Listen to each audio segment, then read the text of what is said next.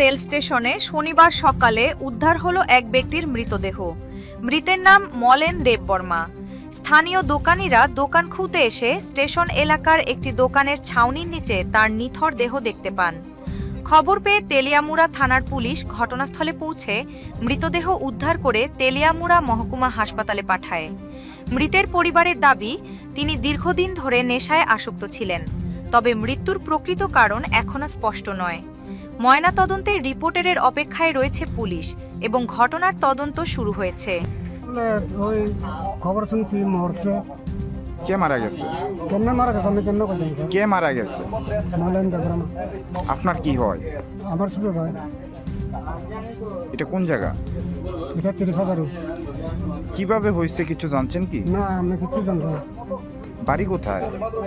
বাড়ি আমার তো রবিচন্দ্র ভাড়া। না না, যে মারা গেছে মারা গেছে তো মোর ভাড়া থাকে। নামটা কি কইছেন? মলেন্দ্র দেববর্মা। কি করে তেনে? কিচ্ছু করে না। কি ভাবতেছেন বডি দেখতে যে কিভাবে হইতে পারে? আমি মনে করলাম মদ খাই বোধ মরছে। সারাদিন বেলা মদ খাই মানে মানুষে কই আর কি দেখলেই তো মদ খাই সারা ঘুরে